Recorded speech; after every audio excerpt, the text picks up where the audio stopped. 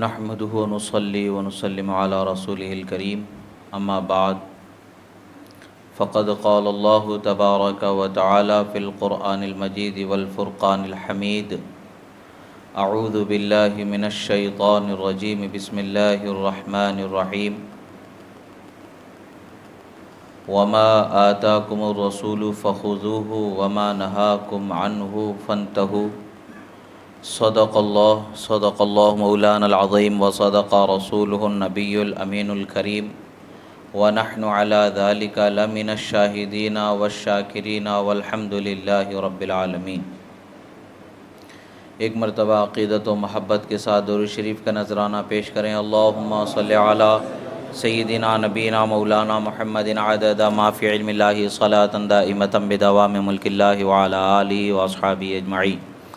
ایک مرتبہ اور نبی اور آل نبی پر درود شریف پڑھیں۔ اللہم صلی علی سیدنا نبینا مولانا محمد عدد ما فی علم اللہ صلاۃ دائمۃ بدوام ملک اللہ وعلی آلہ واصحابہ اجمعین۔ اللہ رب العزت کا بے پناہ شکر احسان کہ اللہ رب العزت نے ہمیں ایک ایسا انسان بنا کر کے پیدا فرمایا جو اس کی وحدانیت کا اقرار کرنے والا ہے، اور ایسا انسان بنا کر کے پیدا فرمایا جو اس کے بھیجے ہوئے رسولوں کی رسالت، پیغمبروں کے پیغمبری کا ماننے والا بنایا۔ اللہ تعالیٰ کی بارگاہ میں کامیابی کی اولین شرط یہی ہے کہ بندہ ایمان والا ہو، خدا کو ایک ماننے والا اور اس کے پیغمبروں کو اس کے پیغمبر ماننے والا، اس کے رسول کی رسالت کی شہادت و گواہی دینے والا ہو جائے، یہی اس کے لیے اولین کامیابی کی شرط ہے۔ اب اس کے ساتھ انسان کے لیے کامیابی کے راستے جو عبادتیں اللہ تبارک و تعالیٰ نے فرض فرمائی ہے ان عبادتوں کو پورا کرنا، جیسے نماز، روزہ، حج، زکوٰۃ وغیرہ، اور جو چیز اللہ نے اور اس کے رسول نے حرام کر دی اس چیز سے بچ جانا، جو چیز ہمارے لیے حلال ہے ضرورت پر اس کا استعمال کرنا، یہ ہماری زندگی کے اصول اللہ تبارک و تعالیٰ نے بنایا۔ یہ اصول زندگی گزارنے کے جو ہمیں اللہ تبارک و تعالیٰ نے عطا فرمایا ہے، اس کے حبیب صلی اللہ تعالیٰ علیہ وسلم کی اخلاق کریمہ کے ساتھ ہمیں یہ اصول عطا ہوئے۔ اللہ تبارک و تعالیٰ قرآن مجید میں ارشاد فرماتا ہے وما آتاکم الرسول فخذوہ، جس بات کا حکم تمہیں اللہ کے رسول دیں اس بات پر عمل کرنے والے ہو جاؤ، اور جس بات سے تمہیں اللہ کے رسول روکیں اس کام سے، اس بات سے اپنے آپ کو روکنے والے ہو جاؤ، یہی تمہاری کامیابی کی سب سے بڑی دلیل ہے۔ اللہ تعالیٰ فرماتا ہے لقد کان لکم فی رسول اللہ اسوۃ حسنہ، اے لوگو تمہارے لیے زندگی کے اصول، جو زندگی کے طریقے ہم نے کامیابی کے چنے ہیں وہ کون سے ہیں؟ وہ میرے رسول کے اخلاق ہیں، جو ان کے اخلاق کو اپناؤ تو کامیاب ہو جاؤ۔ یہ اللہ تبارک و تعالیٰ نے ہمیں جو نمونہ رسول اللہ صلی اللہ تعالیٰ علیہ وسلم کی زندگی کا عطا فرمایا، اس نمونے کو ہم جب تک کہ اپنی زندگی میں اتارتے نہیں اس وقت تک کہ ہم اپنی حفاظت نہیں کر پائیں گے، ہم اپنے کو کامیاب نہیں بنا پائیں گے۔ ایک مثال کی بات پیش ہوتی ہے، جب بھی کوئی بات سامنے آتی ہے علماء، مشائخ، اولیاء کی طرف سے، پیغمبروں کی طرف سے جب لوگوں تک یہ باتیں پہنچائی گئیں اور یا پہنچائی جا رہی ہیں یا پہنچائی جائیں گی، اس وقت پر ایک عام سا خیال لوگوں کے ذہن میں آتا ہے کہ ہم اپنی زندگی جینے کے آزادی کا حق رکھتے ہیں، ہم آزاد ہیں اپنی زندگی جینے میں، ہم اپنی زندگی جیسے چاہیں جئیں، اس میں کسی کا کیا دخل۔ ایک چھوٹی سی سوچ لوگوں کے ذہن و فکر میں نیچریت کی طرف سے، یا اور وہ لوگ جو خدا کی وحدانیت الوہیت کا انکار کرنے والے ہیں ان لوگوں کی طرف سے ترقی کے نام پر یا علم کے نام پر یہ سوچ کو لوگوں کے ذہن و فکر میں بسا دیا جاتا ہے کہ ہم خود مختار ہیں، آزاد ہیں، اپنی زندگی جیسے چاہے جئیں، اس میں ہمیں جو بھلا لگے وہ لگے، ہمیں جو برا لگے سو لگے، ہم اس پر عمل کرتے ہیں۔ ہم اپنی خوشی سے اگر کوئی کام کر رہے ہیں، اپنے آپ کے لیے اس کو بھلا جان رہے ہیں، تو وہ بھلا ہمارے لیے ہونا چاہیے، یہ سوچ ہوتی ہے۔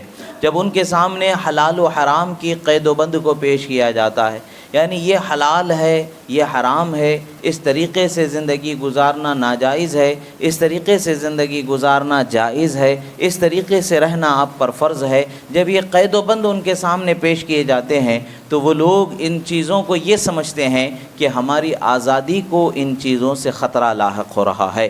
اگر کوئی چیز ہم پر حرام کی جا رہی ہے تو ہماری آزادی پر اس کا اثر آ رہا ہے، اگر کوئی چیز ہمارے لیے حلال کی جا رہی ہے تو یہ بھی ہمارے لیے آزادی پر فرق آ رہا ہے کہ ہم جو چاہیں کریں، یہ ہماری آزادی ہے۔ انسان سوچتا ہے، مگر انسان کو لمحہ بھر کے لیے یہ سوچنے کی ضرورت ہے کہ ہماری حقیقی زندگی کیا ہے اور ہمیں پیدا کرنے والا کون ہے، ہمارا بنانے والا کون ہے، ہمارا خالق کون ہے، اور ہمارا خالق ہمارے لیے کیا بھلائی کا فیصلہ فرمایا ہے، اس بھلائی کے فیصلے میں ہماری بھلائی ہے اور اسی سے ہماری کامیابی ہے۔ یہ سوچ و تصور انسان اپنے ذہن میں لانے سے عاجز نظر آتا ہے۔ لمحہ بھر کے لیے ہم سوچیں گے، دیکھیں گے کہ آج دنیا میں ترقی کا ایک دور چلا آ رہا ہے۔ ایک زمانہ تھا جب بلب کا ملنا بہت مشکل ہوتا تھا، ایک زمانہ تھا کسی گاؤں میں کسی کرنٹ کے لائن کھینچ جانا، تار پہنچ جانا، کرنٹ کا انتظام ہو جانا، یہ بڑا مشکل مرحلہ ہوا کرتا تھا۔ اور ایک زمانہ تھا کہ لوگوں کے گھروں میں ٹی ویاں نہیں ہوا کرتی تھیں، ٹی ویاں گھروں میں بس گئیں۔ ایک زمانہ وہ آیا کہ کمپیوٹر لوگوں کے گھروں میں بس گئے، ایک زمانہ وہ آ گیا کہ لوگوں کے ہاتھوں میں موبائل آ چکے ہیں۔ آگے کے زمانے میں اور انسانی ترقی کس طرح ہوگی، کہاں تک پہنچے گی، یہ اللہ اور اس کا رسول ہی بہتر جانے، عام انسان اس کا تصور نہیں کر سکتا۔ مگر ہر بنانے والے نے، بجلی بنانے والے نے بجلی کے نفع اور نقصان کا بھی ذکر کیا ہے۔ اسی طریقے سے کمپیوٹر کے بنانے والے نے کمپیوٹر سے فائدہ اٹھانے کا طریقہ بھی بتایا ہے، کمپیوٹر کی حفاظت کا طریقہ بھی بتایا ہے، وہ کون سے طریقے سے عمل کرنے پر انسان اس سے صحیح معنوں میں فائدہ اٹھا سکتا ہے اور کون سے طریقے پر عمل کرنے پر انسان اس سے فائدہ نہیں اٹھا سکتا یا نقصان ہو سکتا ہے، یہ اس کے بارے میں بھی بتایا گیا۔ ایسے ہی فون کا بنانے والا جو ہے وہ بھی یہی بتاتا ہے، فون کی کمپنی ہوتی ہے، فون کے بنائے جانے والے وہ جو کمپنیاں ہوتی ہیں سب فون کی حفاظت کا چند ضابطوں کے ساتھ ایک ان کے لیے کچھ چیزوں کا نمونہ دیتے ہیں جو اس کے ساتھ پیش کیا جاتا ہے، ایک چھوٹی سی بکلیٹ اس کے ساتھ دے دیتے ہیں، یہ فون کا استعمال کرنے کا طریقہ ہے، یہ فون کو اس طریقے سے استعمال کریں گے یہ نقصان پیدا ہو جائے گا، اس طریقے سے استعمال کریں گے تم فائدہ اٹھاؤ گے، یہ سافٹ ویئر ڈاؤن لوڈ کریں گے وائرس آ سکتا ہے، وائرس سے تمہارا فون خراب ہو سکتا ہے، وغیرہ وغیرہ، یہ ساری چیزیں اس میں بتائے جاتے ہیں۔ اب فون کا استعمال کرنے والا بھی وہی انسان ہے جس کو حلال اور حرام کے معنی جب بتائے جاتے ہیں، اللہ کے دین کی شریعت کے تقاضے جب اسے سناتے ہیں کہ یہ چیز حلال ہے یہ حرام ہے، تو اپنی آزادی کا گیت گانے والا اور اپنی آزادی کا راگ الاپنے والا وہی انسان جب فون کا استعمال کرنے کے لیے وہ اپنے آپ کو تیار کرتا ہے تو فون بنانے والی کمپنی کے تمام جو رولز اس نے بتائے ہوتے ہیں اس کو فالو کرتا نظر آتا ہے، فون کو اسی طریقے سے استعمال کرتا ہے جس طریقے سے استعمال کرنے کا طریقہ فون بنانے والی کمپنی نے بتایا ہے۔ اس کے لیے سیف گارڈ لگایا جاتا ہے، اسکرین گارڈ لگایا جاتا ہے، کور لگایا جاتا ہے، اور بھی بہت سارے ممکن بھر اس کی جتنی ممکن ہے اس کی حفاظت کرنے کی وہ کوشش کرتا ہے اور اس کو سیف کر کے اپنے لیے صحیح معنوں میں فائدہ اٹھاتا ہے۔ اب اس سے لمحہ بھر کے لیے سوال کیا جائے، بھائی فون کی کمپنی نے تو آپ کو کہا تھا کہ اس کے لیے اسکرین گارڈ لگا لینے سے اسکرین خراب ہونے سے بچ جاتا ہے،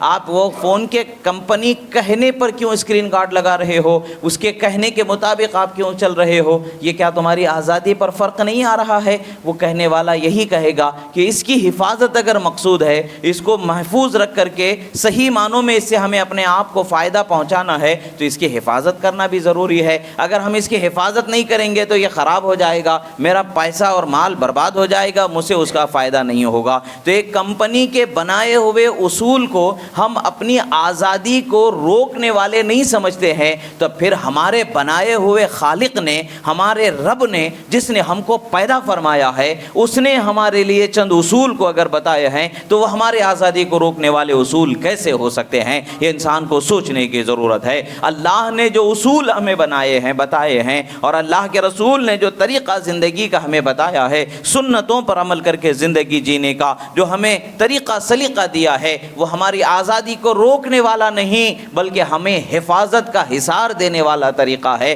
ہمیں محفوظ بنانے والا طریقہ ہے۔ وہاں پر تو ہمیں کوئی ایسا معاملہ نہیں ہے بلکہ ہم سے کسی اور کو فائدہ ہو رہا ہے، بلکہ یہاں تو ہم کو ہی فائدہ پہنچنا ہے۔ ہمارا ہر عمل ہمارے ہی لیے نفع مند ہے اور ہمارا ہر عمل ہمارے لیے ہی نقصان دہ ہو سکتا ہے۔ اللہ تبارک و تعالیٰ نے ہمیں اپنے ہی فائدے کے لیے اصول و ضابطے بتائے ہیں، یہ تمہارے لیے ضابطہ ہے، اس پر عمل کرو۔ اللہ تبارک و تعالیٰ نے ہمیں پیدا فرمایا ہے، جب اس نے ہمارے پیدا کرنے والا ہے، وہ ہمارا خالق ہے، تو اس نے ہمارے لیے جو ضابطہ اور جو اصول بتایا ہے، وہ اصول ہمارے لیے آزادی کو روکنے والے نہیں بلکہ ہمیں کامیاب کرنے والے اصول ہوتے ہیں، ہمیں سچی معنوں میں، صحیح معنوں میں اللہ اور اس کے رسول صلی اللہ تعالی علیہ وسلم کی بارگاہ میں سرخ روئی دلانے والے اصول ہوتے ہیں۔ یاد رکھیں کہ ایک نہ ایک دن ہم جس طریقے سے دنیا میں آئے ہیں، ہمیں دنیا کو چھوڑ کر کے جانا ضروری ہے، اور ایک نہ ایک دن اللہ تعالیٰ سے ہمارا سامنا ہونا ضروری ہے، اللہ سے ہماری ملاقات ہونی ضروری ہے، اور سوال و جواب کیا جانا ضروری ہے۔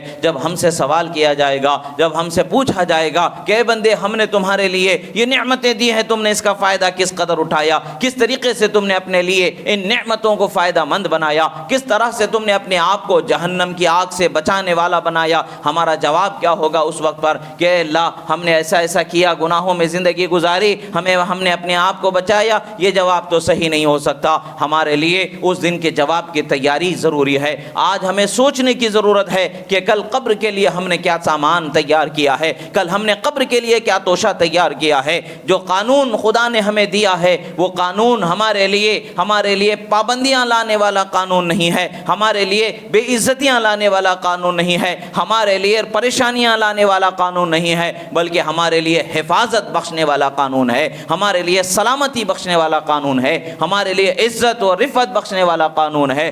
دنیا کی تاریخ میں جب سے دنیا قائم ہے اور اس وقت سے لے کر آج تک، اور آج سے لے کر کے قیامت تک کے بھی کوئی قانون اللہ کے قانون کے سوا دنیا والوں کو کامیابی تک نہیں پہنچا سکتا۔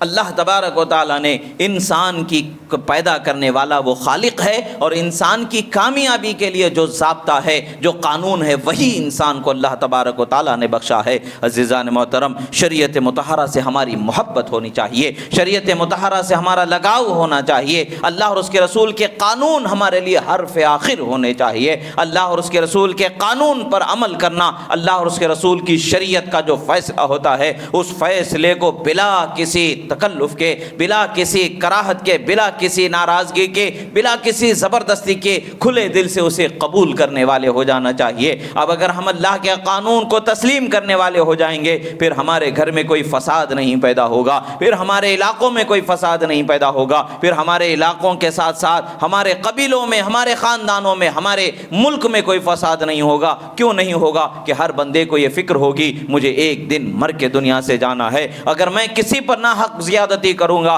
کسی پر ظلم کروں گا، تو کل اللہ کو کیا جواب دوں گا؟ اور اگر میں نے کسی کا حق مارا ہے تو کل اللہ کو کیا جواب دوں گا؟ یہ ساری چیزوں پر جب بندہ سوچنے لگے گا تو ایک پربہار ماحول ایسا آ جائے گا کہ ہمارے لیے سلامتی ہی سلامتی ہوگی۔ جس دن نے بھی، جس وقت پر بھی، جن لوگوں نے بھی قانون اسلام کو، اللہ کے قانون کو، شریعت محمدی کو عمل میں لانے سے اپنے آپ کو روک لیا، وہ رسوائی اور پریشانی کا دہانہ دیکھتے نظر آ رہے ہیں۔ اور آج بھی تاریخ اس پر گواہ ہے کہ جس نے بھی اس قانون سے اپنی زندگی کا رشتہ جوڑ لیا ہے، اس قانون سے اپنا رشتہ جوڑ لیا ہے، وہ انسان دنیا کی ایسی بلندی پر پہنچایا گیا ہے کہ جس کا نام ہی ہمارے لیے مشعل راہ ہدایت، مشعل راہ نجات بنا دیا جاتا ہے۔ اولیاء صالحین کی زندگی کو دیکھیں، آخر وہ کیسے اس قدر بلند مقام پر پہنچ جاتے ہیں؟ یہی وجہ ہے کہ وہ اللہ اور اس کے رسول کے قانون پر عمل کرنے والے ہو جاتے ہیں۔ ہم اللہ اور اور اس کے رسول کے قانون کو چھوڑ کر کے توہمات پر زندگی گزارنا چاہتے ہیں، ضعیف الاعتقادی کے ساتھ زندگی گزارنا چاہتے ہیں، ہم ایسے طریقے پر زندگی گزارنا چاہتے ہیں جو ہمیں پل پل کے اندر جو ہے وسوسہ ڈالے، پل پل ہمیں پریشانیوں میں گھیر دے، پل پل ہمیں نقصانوں کے اندیشے میں پھنسا کر کے زندگی کا جینا دشوار کر دے۔ اللہ تبارک و تعالیٰ تو فرماتا ہے جو اللہ پر بھروسہ کرنے والے ہیں وہ اللہ تبارک و تعالیٰ کے لیے وہ ایسے بندوں کا ماحول ایسا ہے، اذا عزمت فتوکل علی اللہ، اللہ تعالیٰ فرماتا ہے جب کسی کام کا ارادہ کر لو تو اللہ پر بھروسہ کر لو، اور بے شک اللہ تعالیٰ اس پر بھروسہ کرنے والوں کو پسند فرماتا ہے۔ یعنی ہم تو یہ سوچتے ہیں ہماری کامیابی کا مدار کسی اور اسباب پر ہو سکتا ہے، ظاہری اسباب کا، وسائل کا اختیار کرنا بھی ہمارے لیے لازم و ضروری ہے، مگر وسائل اور اسباب ہی ہمارے لیے سب کچھ ہیں ایسا نہیں ہے۔ اللہ کی مرضی، اللہ کی قدرت ہے، اللہ اگر چاہے تو اس اسباب و وسیلے کو ہمارے لیے کامیاب بنا دے، اور اگر خدا چاہے تو وہ اسباب و وسیلہ ہمارے لیے کامیابی تک لے جانے والا کوئی ذریعہ نہ بنے بلکہ ہمیں آزمائش بڑھتی جائے۔ حدیث مبارکہ میں ہے اللہ کے رسول صلی اللہ تعالیٰ علیہ وسلم ارشاد فرماتے ہیں اللہ تعالیٰ اپنے بندوں پر مصیبتیں بھیجتا ہے، انہیں آزماتا ہے مصیبتوں کے ذریعے، یہاں تک کہ بندے جن کو آزمایا جاتا ہے مصیبتوں سے وہ دنیا سے چلے جاتے ہیں۔ حال یہ ہوتا ہے کہ جب وہ دنیا سے جا رہے ہوتے ہیں تو ان کے سارے گناہوں کو اللہ تعالیٰ بخش چکا ہوتا ہے، سارے گناہوں کو معاف فرما چکا ہوتا ہے۔ وجہ کیا ہے؟ عمل ان کے پاس نیک کم ہوتے ہیں مگر پھر بھی بخشے جاتے ہیں، عمل ان کے پاس بہت تھوڑے ہوتے ہیں مگر پھر بھی اللہ کی رحمت کے حقدار بنا دیے جاتے ہیں۔ یہ ماجرا کیا ہے؟ معاملہ کیا ہے؟ راز کیا ہے؟ اللہ کی دی ہوئی آزمائش کو صبر کے ساتھ جھیل جانا اللہ کی رضا کو لازم کر دیتی ہے۔ جو بندہ صبر و سکون کے ساتھ اللہ کی آزمائش پر گزر جاتا ہے اللہ تعالیٰ اسے کامیاب بنا دیتا ہے، اسے دنیا میں بھی اجر عطا فرماتا ہے، آخرت میں حقیقی اجر عطا فرماتا ہے۔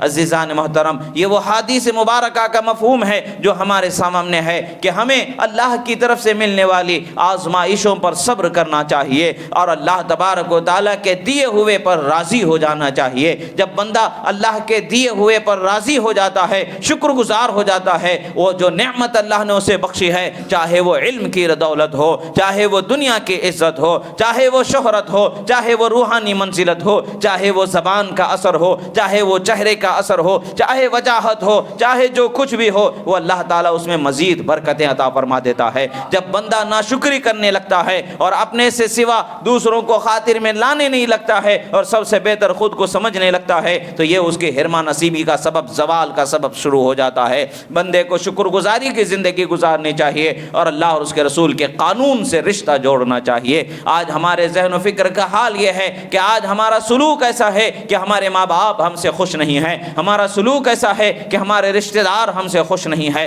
ہمارا انداز ایسا ہے کہ ہم ایک دوسرے کے حقوق کو ادا کرنے میں کوتاہی کرتے نظر آ رہے ہیں، اور پھر بھی ہم اپنے لیے یہ تصور کرتے ہیں ہماری پریشانیاں جو ہیں وہ پریشانیاں ہم سے ہٹا دی جائیں، وہ پریشانیاں ہم سے دور کر دی جائیں اور ہمیں آزمائشوں سے بچا لیا جائے اور ہمیں ایک کامیاب زندگی دنیا کی جسے ہم سمجھتے ہیں ویسی کامیابی زندگی مل جائے۔ عزیزو، یہ زندگی کا ہنر نہیں ہے، یہ زندگی کا سلیقہ نہیں ہے۔ ہمیں یہ تصور کرنا چاہیے کہ ہم نے حق جو ادا کیا ہے اللہ تعالیٰ کی توفیق سے ادا کیا ہے، کیا ہم نے اس حق کی ادائیگی میں جیسا کہ اس کا حق ہے پورا حق ادا کیا ہے یا ہم نے کوتاہی کی ہے؟ جب بندہ خود کی طرف نظر کرنے لگتا ہے، اپنی اصلاح کی طرف قدم بڑھانے لگتا ہے، اللہ تبارک و تعالیٰ اس کے اسباب مہیا فرما دیتا ہے۔ ہم اپنے آپ کو بہتر سمجھتے ہیں، ہم اپنے آپ کو بہتر تصور کرتے ہیں، ہم بہتر کیسے ہو سکتے ہیں، ہم بہتر کیسے ہو سکتے ہیں؟ ہمیں دیکھنا چاہیے کہ بہتر کون سا شخص ہے جس کو اللہ اور اس کے رسول نے بہتر بنایا ہے، اچھا وہ کون سا شخص ہے جسے اللہ اور اس کے رسول نے اچھا بنایا ہے۔ اللہ کے رسول صلی اللہ تعالی علیہ وسلم ارشاد فرماتے ہیں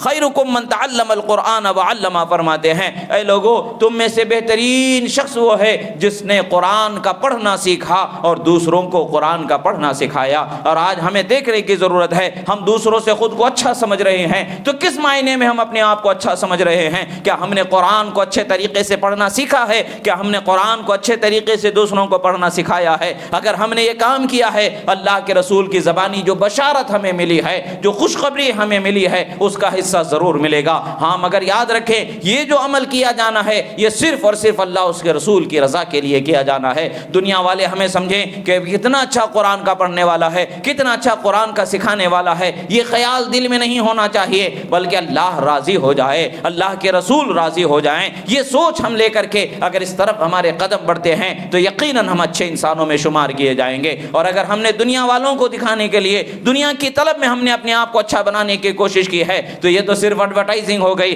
حقیقت سے اس کا کوئی تعلق نہیں ہوتا ہے۔ جب انسان کا تعلق حقیقت سے جدا ہو جاتا ہے تو انسان اپنے آپ کو کامیابی سے قریب سمجھنے لگتا ہے اور حقیقت میں وہ خود کامیابی سے دور ہو جاتا ہے۔ حقیقت تو یہی ہے کہ اللہ راضی ہو جائے اور اسی حقیقت پر ہماری نظر ہونی چاہیے۔ دوسری جگہ رسول اللہ صلی اللہ تعالی علیہ وسلم فرماتے ہیں خیارکم وحاسنکم اخلاقا، فرماتے ہیں سنو تم میں سے سب سے بہترین شخص وہ کون ہے جو اچھے اخلاق و کردار کا جس کا حصہ ہے، یعنی اچھے اخلاق و کردار جس کے ہیں وہ تم میں بہترین شخص ہے، تم میں اچھا شخص ہے۔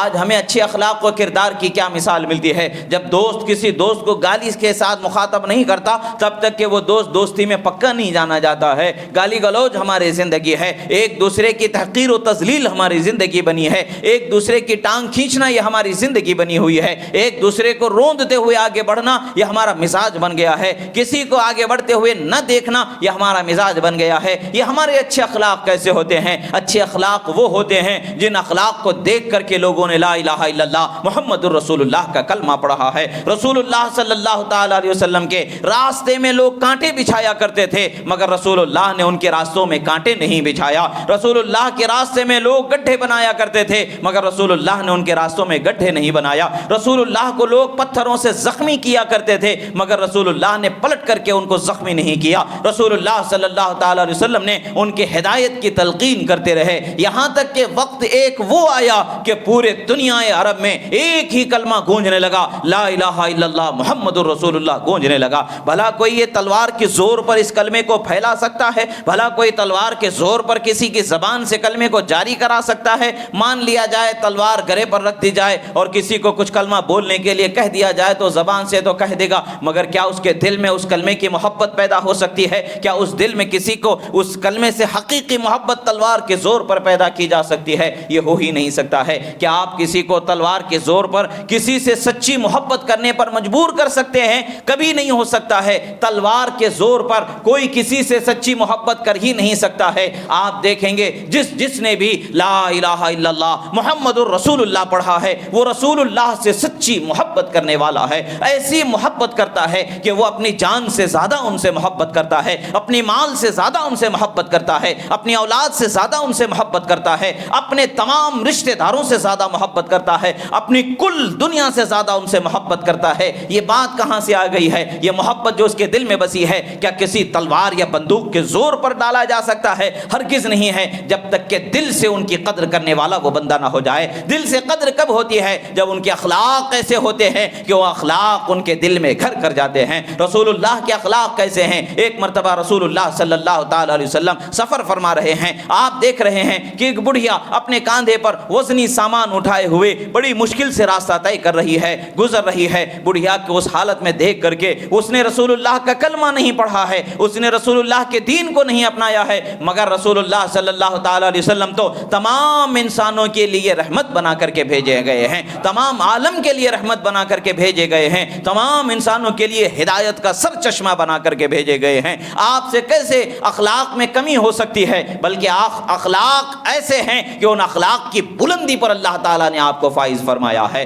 اخلاق آپ کے قدموں کو چوم کر کے اخلاق بنائے جاتے ہیں، اخلاق آپ کے قدموں کی دھول بن کر کے اخلاق بنا دیے جاتے ہیں، اس بلندی پر اللہ تعالیٰ نے آپ کو فائز فرمایا ہے۔ رسول اللہ صلی اللہ تعالیٰ علیہ وسلم اس بڑھیا سے پوچھتے ہیں بڑی بھی کہاں جانا ہے؟ اتنا بوجھ لاد کر کے کہاں جا رہی ہو؟ بڑھیا عرض کرتی ہے مجھے اس پار جانا ہے، ایک بہتا دریا کے جیسا ایک نالا تھا، ندی کا کچھ بہاؤ تھا، مجھے اس کو پار کر کے اس طرف چلے جانا ہے، اس علاقے میں چلے جانا ہے، اس علاقے کو چھوڑ کر کے چلے جانا ہے۔ پوچھتے ہیں کوئی تکلیف یہاں آپ کو، کوئی وجہ ہے کس لیے آپ جانا چاہتی ہو؟ وہ کہتی ہے کہ سرکار فرماتے لاؤ آپ کو میں وہاں پہنچا دوں، اور وہ گٹھڑی جو آپ کی ہے میں کاندھے پر اٹھا لیتا ہوں۔ اس کی گٹھڑی کو رسول اللہ کاندھے پر اٹھا لیتے ہیں اور اسے ساتھ لے کر کے آگے بڑھتے چلے جاتے ہیں، پوچھتے چلے جاتے ہیں کیوں جا رہی ہو، وجہ کیا ہے؟ وہ کہتی ہے میں نے سنا ہے کہ مکہ میں ایک ایسا شخص رونما ہو گیا ہے جس کا نام محمد ہے، وہ نبوت کا دعویٰ کرتا ہے، وہ ایک نئے دین کی دعوت دے رہا ہے جو ہمارے باپ دادا کے دین سے ہٹا ہوا دین ہے۔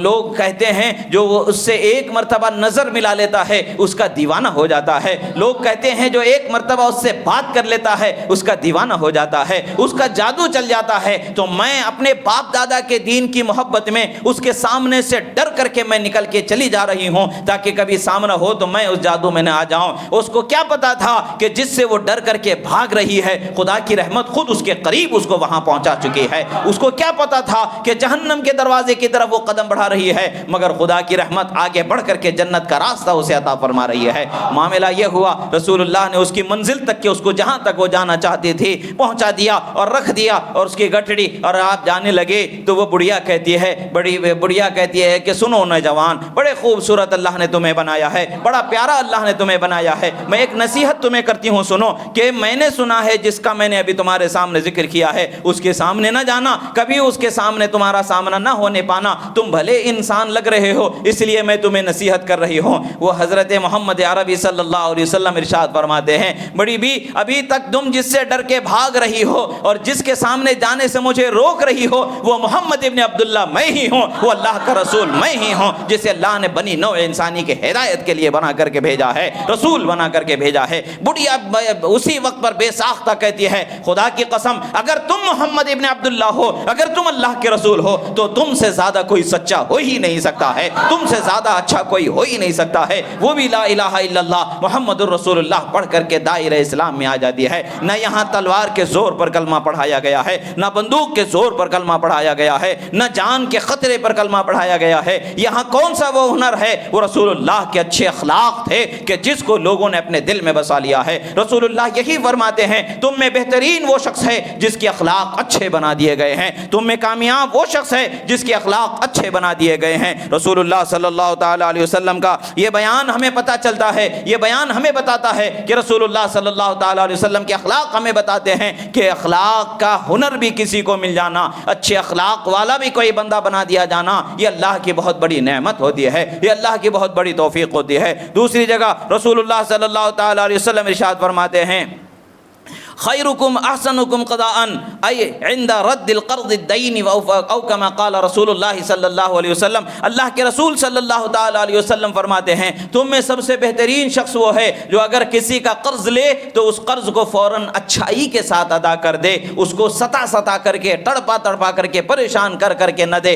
آج ہم دیکھیں ہمارا حال کیا ہے، ہم میں سے ہر ایک شخص کسی نہ کسی طریقے سے کسی نہ کسی کا قرض دار ضرور ہوتا ہے۔ وہ قرض کی ادائیگی میں ہم کیسے طریقے سے زندگی گزار رہے ہوتے ہیں، کسی کے وقت کا، کسی کی ضرورت کا، کسی کی پریشانی کا ہمارے پاس کوئی خیال نہیں ہوتا ہے، اگر ہوتا ہے تو تنہا ہمیں اپنی زندگی کا خیال اور اپنی فکر ہوتی ہے۔ یاد رکھیں اگر کسی سے ضرورتاً قرض لیا جائے تو اس قرض کو ادا کرنے میں بھی سرعت کرنی چاہیے اور اچھے طریقے سے اس قرض کو ادا کرنا چاہیے۔ یہ نیکی جس بندے کے اندر ہوگی اللہ کے رسول صلی اللہ علیہ وسلم فرماتے ہیں وہ بندہ تم میں سے بہترین بندہ ہے۔ دوسری جگہ رسول اللہ صلی اللہ علیہ وسلم فرماتے ہیں خیرکم من یرجا خیرہ ویؤمن شرہ، فرماتے ہیں کہ رسول اللہ صلی اللہ تعالی علیہ وسلم کہ سوچے کتنی عمدہ بات یہاں پر رسول اللہ نے فرمایا ہے، تم میں بہترین شخص وہ ہے کہ جس کے خیر کی دوسرے لوگ امید کرتے رہیں، جس کی بھلائی کی دوسرے لوگ توقع کرتے رہیں۔ یعنی یہ ایسا نیک شخص ہے کہ اگر ہم اس کے پاس جائیں گے تو ہم بھوکے وہاں سے واپس نہیں آئیں گے، ہم اس کے پاس جائیں گے تو بدسلوکی ہمارے ساتھ نہیں کی جائے گی، گالی گلوچ ہمارے ساتھ نہیں کیا جائے گا، بے عزتی ذلت اور رسوائی ہمارے ساتھ نہیں کی جائے گی، ہمارے ساتھ بھلائی کی جائے گی۔ یہ جس کے ساتھ بھلائی کی امید کی جائے، اور پھر وہ ایسا شخص ہونا چاہیے بہتر ہونے کے لیے کہ جس سے برائی، جس سے تکلیف کے لیے لوگ امان میں ہوں، یعنی اس سے تکلیف پہنچنا ہی اس کے لیے تصور سے پرے چیز ہو، یعنی لوگ یہ سمجھیں کہ اس کے پاس ہم رہیں گے تو ہمیں کوئی تکلیف نہیں پہنچے گی، اس کے پاس ہم رہیں گے تو ہمیں کوئی پریشانی نہیں آئے گی، ہمیں ایذا نہیں دیا جائے گا، ہماری بے عزتی اور رسوائی نہیں کی جائے گی، ہمارے ساتھ اچھا سلوک کیا جائے گا. یعنی ایسا انسان ہونا چاہیے کہ جس سے دوسرے انسان جس کے پریشانی یا جس کے ستانے سے ستائے جانے والے نہ ہو, اور جس کے بھلائی سے دوسرے انسان کو بھلائی ملنے والی ہو, دوسرے انسانوں کو امید ہو کہ یہاں سے ہمیں بھلائی ملنے والی ہے. اس انسان کے لیے رسول اللہ نے فرمایا تم میں بہترین ہے وہ شخص. آج ہم دیکھیں ہمارے اخلاق کیسے ہیں. ہمارے گھر اگر کوئی آتے ہیں تو ہمارا سلوک کیا ہوتا ہے, ہم اگر دوستوں میں رہتے ہیں تو ہمارا سلوک کیا ہوتا ہے,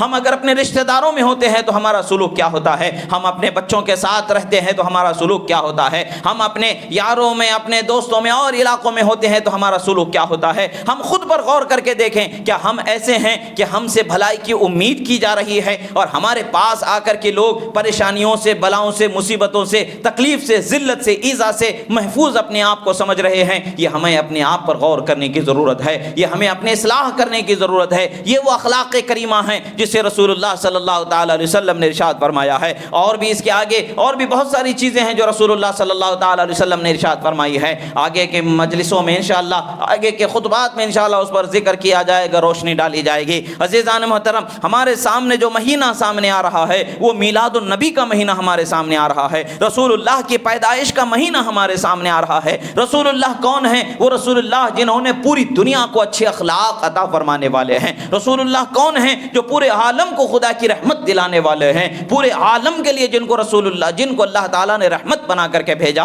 اللہ نے قرآن میں واضح بیان فرما دیا, وما ارسلناک الا رحمۃ للعالمین. اے حبیب, ہم نے آپ کو تمام عالم کے لیے رحمت بنا کر کے بھیجا ہے. اور یہ رحمت جب ملی ہے ہمیں, اللہ تعالیٰ فرماتا ہے قل بفضل اللہ وبرحمتہ فبذلک فلیفرحوا هو خیر مما یجمعون. اے میرے حبیب, آپ ارشاد فرما دو, خدا کی رحمت ملنے پر, خدا کا فضل ملنے پر خوب خوب خوشیاں مناؤ. اپنے مال کو جمع کرنے سے زیادہ خوشیوں میں صرف کرنا تمہارے لیے فائدے کی بات ہے, تمہارے لیے کامیابی کی بات ہے. یہ راز سے اللہ تبارک و تعالیٰ نے ہمیں بخشا ہے, یہ نعمتیں ہمیں بخشی ہیں. تو آج ہمیں اپنے آپ کو پہچاننے کی ضرورت ہے. اللہ نے تو ہمیں فرمایا کنتم خیر امت, فرمایا کہ اے میرے رسول کی امت سنو, میں نے تم کو تمام امتوں میں بہترین امت بنا کر کے بھیجا ہے. جب رب تعالیٰ نے ہمیں بہتر بنایا ہے اور ہمیں بہتر بنے رہنے کے اصول ہمارے رسول پیغمبر نے ہمیں بتا دیے ہیں, قاعدے شریعت کے ضابطے ہمیں بتا دیے گئے ہیں, کتاب و سنت ہمارے سامنے ہے,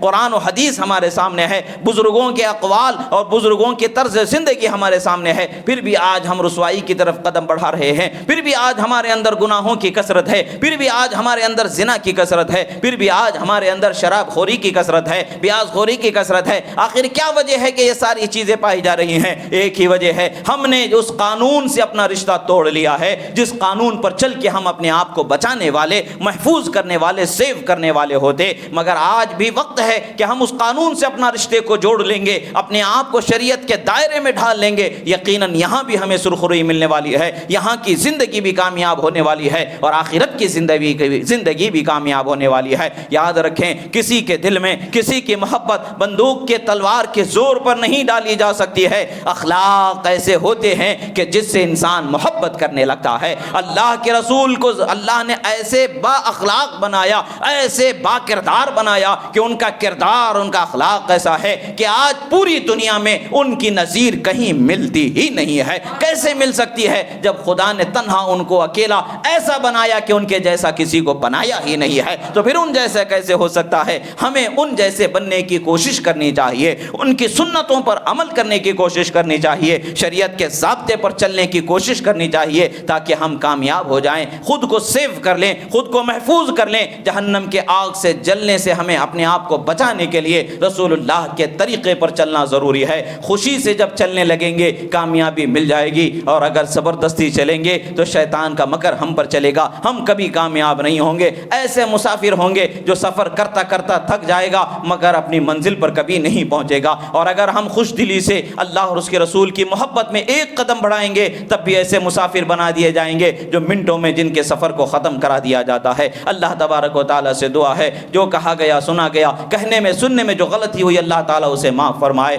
جو صحیح و درست کہا گیا اس پر ہمیں عمل کرنے کی توفیق عطا فرمائے. پروردگار ہمارے گناہوں کو معاف فرما, ہماری خطاؤں خطاؤں کو معاف فرما۔ پروردگار ہم گناہگار ہیں، خطا کار ہیں مولا، ہمارے گناہوں کی سزا ہمیں نہ عطا فرما۔ پروردگار اپنی رحمت سے ہمیں نفع بخش بارشیں عطا فرما۔ پروردگار ہماری زمینیں سوکھی پڑ رہی ہیں مولا، ہمارے تالاب ہمارے بور سوکھتے جا رہے ہیں مولا، اپنے رحم سے کرم سے مولا بارشیں عطا فرما۔ ہمارے لیے زندگی کے لیے کافی ہونے کے لیے جو نعمت پانی ہے مولا، جتنا کافی ہے اتنا ہمیں پانی عطا فرما۔ پروردگار بارشیں نفع والی عطا فرما، عذاب والی بارش سے ہماری حفاظت فرما، نقصان والی بارش سے ہماری حفاظت فرما، برکت والی بارش عطا فرما، نفع والی بارش عطا فرما، زمینوں میں سیرابی عطا فرما، کھیتوں میں سیرابی عطا فرما، ہمارے گھروں میں خیر و برکت عطا فرما۔ پروردگار جو جائز تمنائیں ہمارے دل میں ہیں ان تمناؤں کو پوری فرما۔ اقول قولی ھذا استغفر اللہ لی ولکم ولسائر المؤمنین وما علینا الا البلاغ المبین برحمتک یا ارحم الراحمین والحمد للہ۔